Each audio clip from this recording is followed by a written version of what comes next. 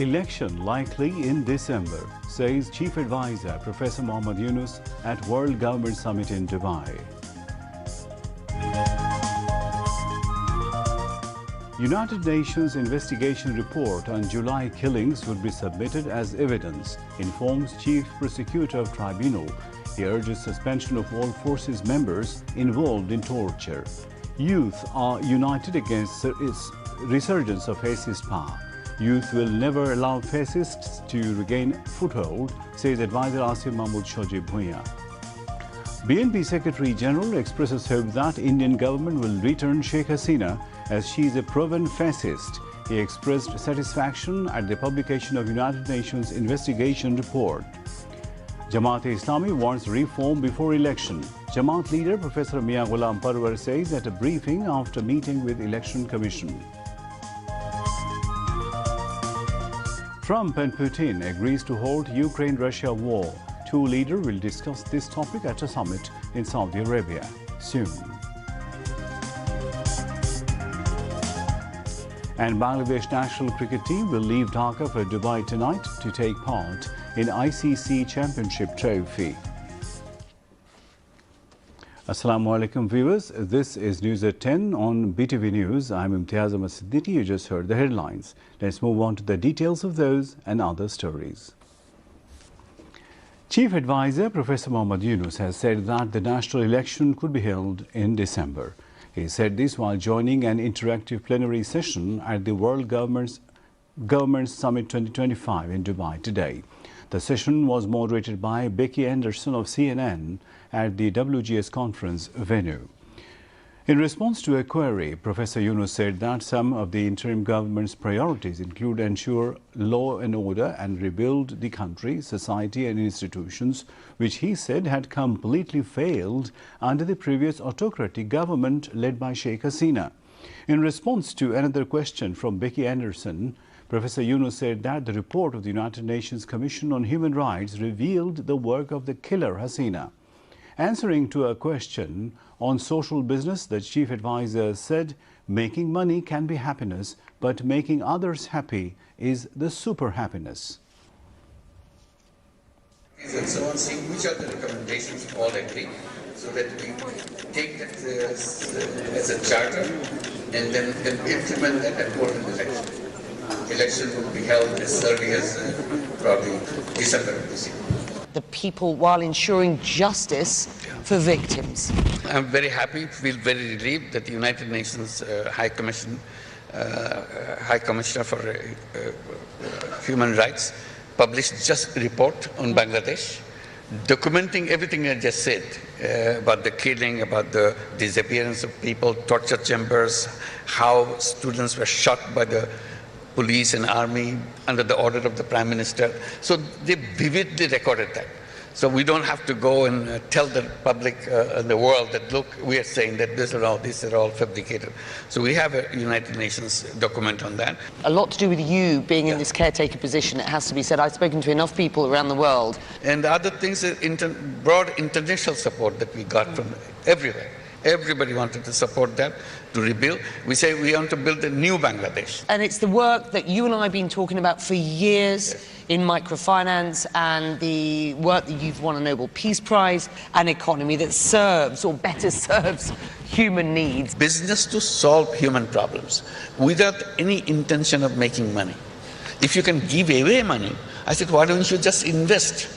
Make it as a business. Business to solve the problem, like healthcare problem. Healthcare problem can be done in a way, sustainable way, so that you are not doing this health business to make money, but to solve the problem. People say, will people be interested in that? I said, of course they will be interested.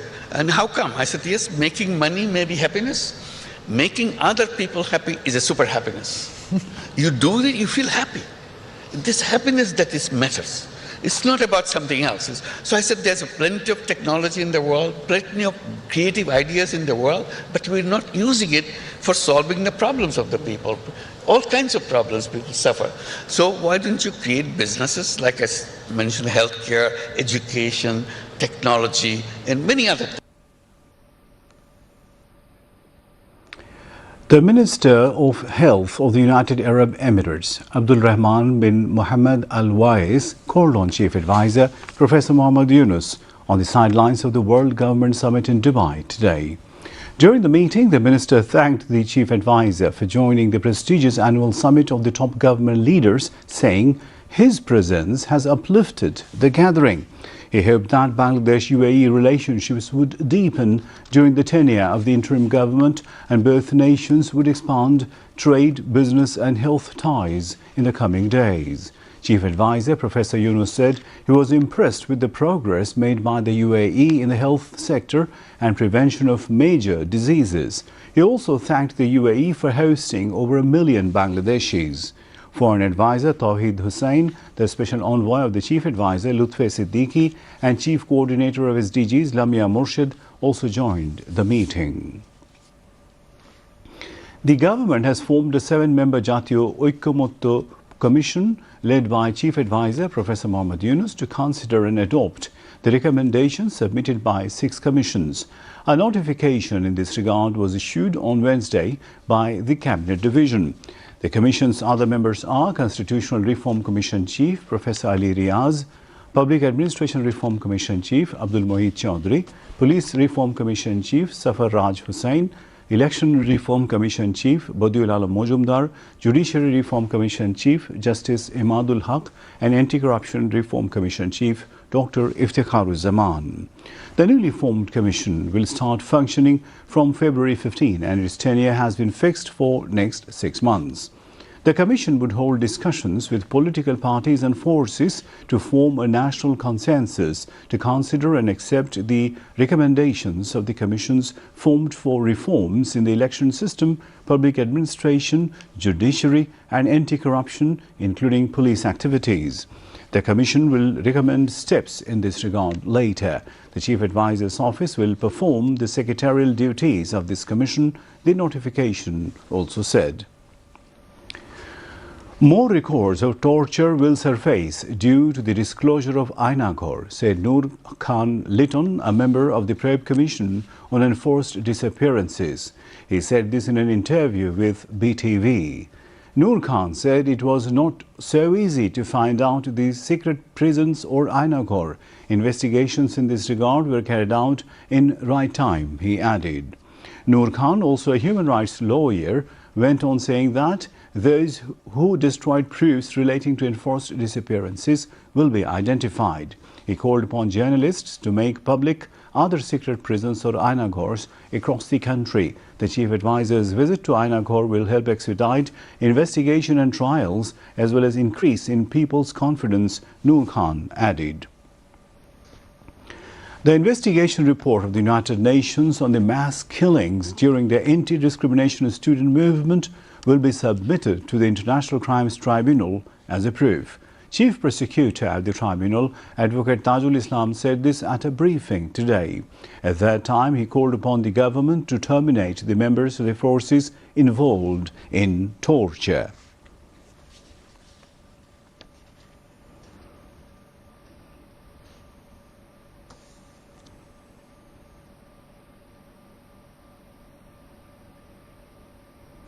The BNP has filed allegations with the International Crimes Tribunal accusing 500 people, including fascist Sheikh Hasina, as main culprit on charges of killing its leaders and activists across the country during the anti-discrimination student movement. At that time, the BNP submitted a list of 848 martyrs of July-August. The allegations were filed in the morning today, said coordinator of the information cell of the BNP's lawsuit affairs, Salahuddin Khan. Former Home Minister Asaduzaman Khan Kamal, Law Minister Anisul Haq, State Minister for Information Ali Arafat and high officials of police are among the accused. Leaders of the BNP submitted a list of the dead as well as copies of FIR of 84 lawsuits and audio-video clips. Youth and Sports Advisor Asif Mahmood Shoji Bhuiya said that the youths are united today to resist the revival of the fascist force. Fascism won't be allowed to be established in Bangladesh owing to the unity of the youths who conquered death, he pointed out. The advisor was speaking at the closing function of the 3-day youth festival organized by Dhaka University. The youth festival was organized across the country with the slogan, "Let's change the country, change the world." In continuation of this, a three-day youth festival was held at the playground of Dhaka University. At the prize-giving ceremony, Youth and Sports Advisor Asif Mahmood Shoji Bhuiyan said that the government has highlighted to the world the contribution of the youths in building a new Bangladesh. He hoped that the countrymen will enjoy the long-term benefits of the mass upsurge if the youths are on the right path.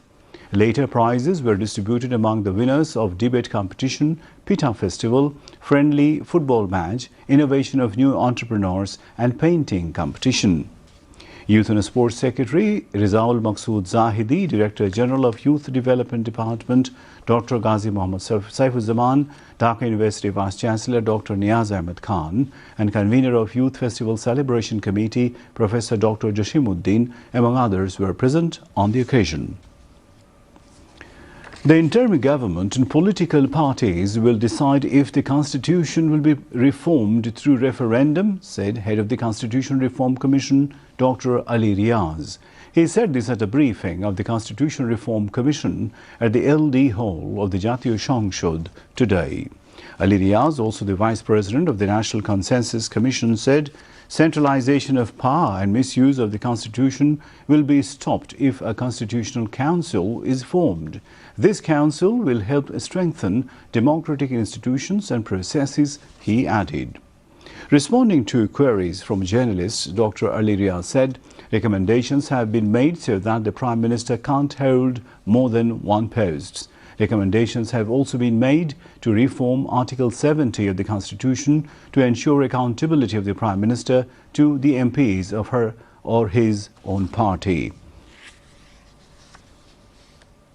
Home Advisor, retired Lieutenant General Jahangir Alam Chaudhry has said foreign travellers will get on-arrival visas in Bangladesh within 10 minutes at the airports. He said on-arrival visas will be given for 30 days. Jahangir Alam made the remarks while speaking at the inaugural ceremony of the online app for visa on arrival at the Secretariat on Thursday. Citizens of the European Union, the United States, Australia and 14 other countries will get the facility. Earlier, it would take 40 minutes to 1 hour for the processing of an on-arrival visa. Now it will take only 10 minutes. The Home Advisor also said that the government has taken initiative to simplify passport verification and reduce complications in the application process. He urged applicants to call 999 if they face any problem with their passport application. Bangladesh has sent a complete set of documents to India for extradition of ousted Sheikh Hasina and will issue a reminder when the country's political leadership deems it is necessary, a Foreign Ministry spokesperson said today. When the political leadership thinks it is the right time, then a reminder will be sent to Delhi, Foreign Ministry spokesperson Mohammad Rafiqul Alam said at the weekly media briefing at the ministry this afternoon. Responding to a query on whether Bangladesh had sent the arrest warrant of Hasina to India for her extradition, Rafiqul Alam confirmed that all necessary documents were included when Dhaka sent a diplomatic letter to India. On December 23rd last year, Bangladesh's Foreign Ministry, through its mission in New Delhi, sent the letter requesting the Indian government to extradite Sheikh Hasina for judicial proceedings in Bangladesh. So far, India has not responded to Bangladesh's request. We will continue to wait for a response from India, Alam added. When asked about the timing of a potential reminder to India, Alam further stated it is both a diplomatic and political decision. When asked if the interim government would involve foreign allies to pressure India for Hasina's extradition, Alam said the high-level leadership of the interim government will decide on that issue.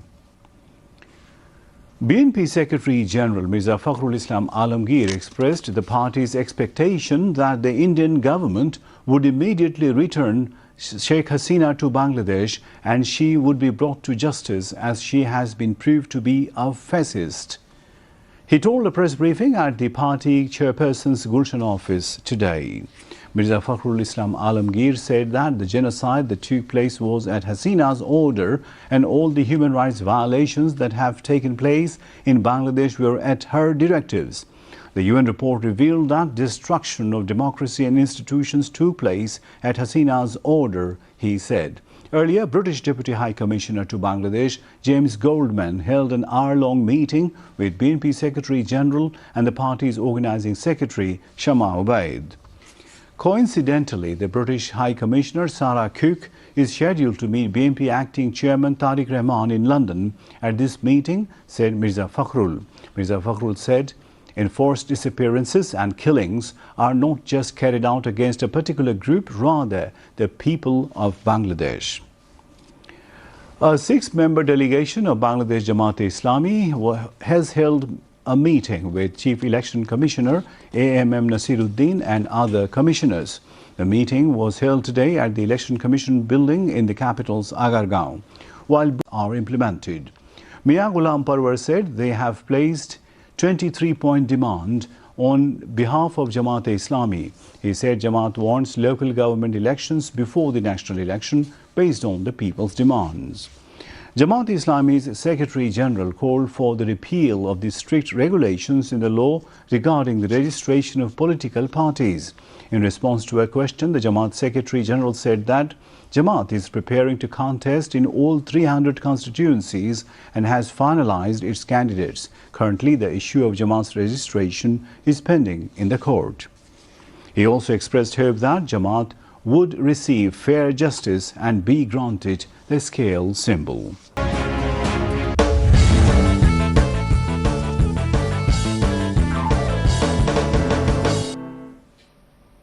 Now, international news. U.S. President Donald Trump said he spoke with Russian President Vladimir Putin on Wednesday about starting negotiations immediately to end the war in Ukraine and said he would call Ukraine's president to inform him of the conversation. Trump's prioritization of speaking with Russia before Ukraine is a departure from the policy of the Biden administration that stressed nothing about Ukraine without Ukraine. We have also agreed to have our respective teams start negotiations immediately, and we will begin by calling President Zelensky of Ukraine to inform him of the conversation, something which I will be doing right now, Trump said in a post on his social media platform. Trump said the two leaders agreed on the pressing need to stop the killing in Ukraine. The war began 3 years ago when Moscow invaded its neighbor. In response, the U.S. and its NATO allies have sent billions of dollars in military aid and other support to Kyiv. Trump said he and Putin agreed to work closely together and visit each other's nations. I just had a lengthy and highly productive phone call with President Vladimir Putin of Russia. We discussed Ukraine, the Middle East, energy, artificial intelligence, the power of the dollar, and the various other subjects, he said. Trump, who has repeatedly said he wants to end the war in Ukraine swiftly after hundreds of thousands of deaths, said on Sunday he thought he was making progress towards that goal, though he has not set out how he aims to end the conflict. A Hamas delegation is in the Egyptian capital Cairo for talks as Egypt and Qatar scramble to rescue the fragile ceasefire deal between Israel and the Palestinian group. Hamas official Mahmoud Mardawi said there are positive signals that 3 Israeli captives will be released as planned on Saturday. But the group has not received a commitment from Israel that it would adhere to the deal. The comment comes as Israel issued more threats to resume the war in Gaza, with its defense chief warning of a different intensity altogether and threatening to realize U.S. President Donald Trump's vision to ethically cleanse the Palestinian enclave. Meanwhile, Israeli forces killed at least 1 Palestinian in southern Gaza and continued its siege on the north of the occupied West Bank, forcing hundreds more people to flee their homes in the Nur Shams refugee camp. Turkish President Recep Tayyip Erdogan has arrived in Pakistan for a 2-day visit to boost trade and military ties between Ankara and Islamabad. Erdogan, accompanied by a high-level delegation and his First Lady, arrived in Pakistan's capital late on Wednesday and was scheduled to hold high-level meetings on Thursday. He was greeted by his Pakistani counterpart Asif Ali Zardari, Prime Minister Shehbaz Sharif and other senior government officials. President Erdogan was received at the airport with red carpet treatment and a 21-gun salute. Later, as he arrived at the Prime Minister's house, he was given Guard of Honor and Air Force jets did a flypast in honor of the Turkish president, said Al Jazeera's Kamal Haider, reporting from the capital Islamabad.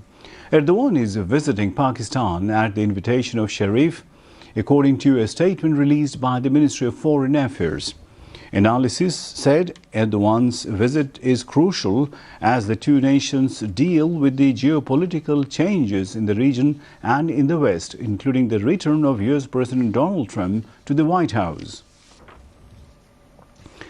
When Indian Prime Minister Narendra Modi visits Washington and meets President Donald Trump later on Thursday, there will be some warm hugs and shared loves, but that will not be all.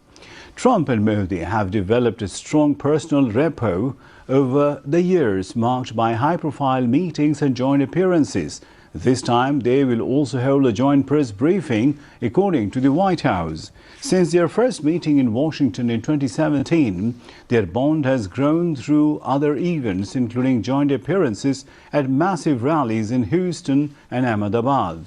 Their chemistry stems from shared worldviews and politics and a mutual strategic focus on countering China, a concern that has also strengthened the broader US-India partnership.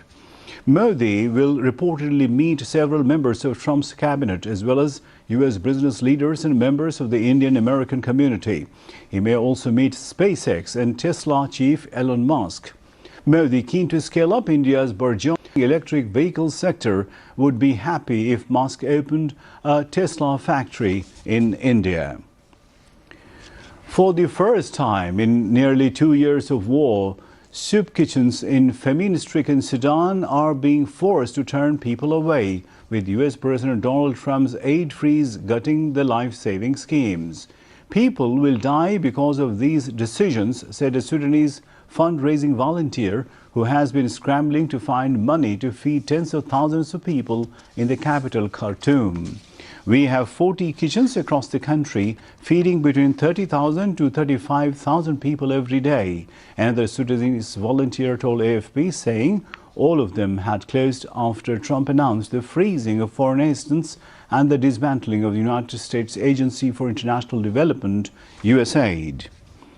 Women and children are being turned away, and we can't promise them when we can feed them again, she said, requesting anonymity for fear that speaking publicly could jeopardize her work. Since April 2023, Sudan has been torn apart by a war between its regular army and the paramilitary Rapid Support Forces. In addition to killing tens of thousands of people and uprooting over 12 million, the war has pushed 5 areas of the country into famine and nearly 25 million people into acute food insecurity. In much of Sudan, community-run soup kitchens are the only thing preventing mass starvation, and many of them rely on US funding. Back to home news. Amar Bangladesh AB party today staged rally in capital demanding speedy trial of all killers involved in organized enforced disappearances, mass murder and Ainaghor brutality during fascist Hasina government regime. Among others, Chairman of AB party Mujibur Rahman Manzoor and General Secretary Barrister Asaduzzaman Fuad and central leaders addressed on the occasion. They said United Nations report has painted pictures of all misdeeds and brutal history of fascist Hasina. The speakers demanded speedy legal actions aimed at arresting fascist Hasina and her allies. Information Secretary Mahbooba Farzana informed that 35 new posts have been created to make the Bangladesh Betar more flourishing. The Information Secretary made the disclosure at a discussion marking the World Radio Day in Dhaka today. Speaking on the occasion, she said that Bangladesh Betar must be reached at the doorstep of the people exclusively through airing entertainment and information-rich reality programs as well as pragmatic news items. Director General of Bangladesh Betar, A.S.M. Zahid, presided over the discussion meeting. Susan Vice, representative of UNESCO in Dhaka, Dr. Muhammad Altaful Alam, Additional Secretary Broadcasting, Shahidul Islam Bhuiya, father of Farhan Fayyaz, who embraced martyrdom in July mass upsurge, Masoodur Rahman, injured Betar staff. Masoodur Rahman spoke at the program.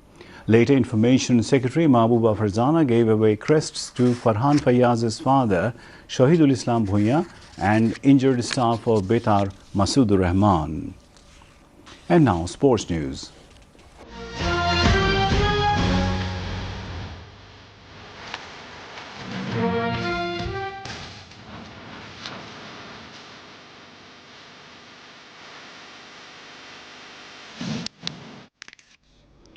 Bangladesh national cricket team led by Najmul Hussain Shanto will fly to United Arab Emirates tonight to start their ICC Champions Trophy campaign. The Tigers will leave Dhaka at 1 a.m. this midnight. Bangladesh will play their first match against India at Dubai International Stadium on February 20. Following the Indian match, Bangladesh will travel to Rawalpindi, Pakistan for their group stage matches against New Zealand on February 24 and Pakistan on February 27 respectively. Meanwhile, Bangladesh Cricket Board has announced that Mehdi Hassan Miraj will serve as the team's vice-captain in the Champions Trophy. To end the bulletin headlines once again. Election likely in December, says Chief Advisor Professor Muhammad Yunus at World Government Summit in Dubai.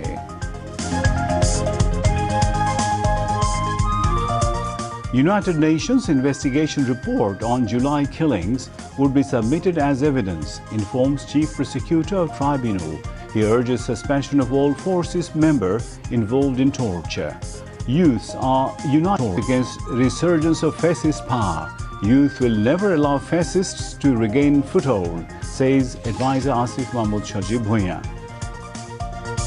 BNP Secretary General expresses hope that Indian government will return Sheikh Hasina as she is a proven fascist. He expressed satisfaction at the publication of United Nations investigation report. Jamaat-e-Islami wants reform before election. Jamaat leader Professor Mia Ghulam Parvar says at a briefing after meeting with Election Commission. Trump and Putin agrees to halt Ukraine-Russia war. Two leaders will discuss this topic at a summit in Saudi Arabia soon. And Bangladesh national cricket team will leave Dhaka for Dubai tonight to take part in ICC Championship Trophy. And that's all from the newsroom for the moment. Thank you for being with us. Our next bulletin is coming up in Bangla at midnight tonight. Until then, Allah Hafiz.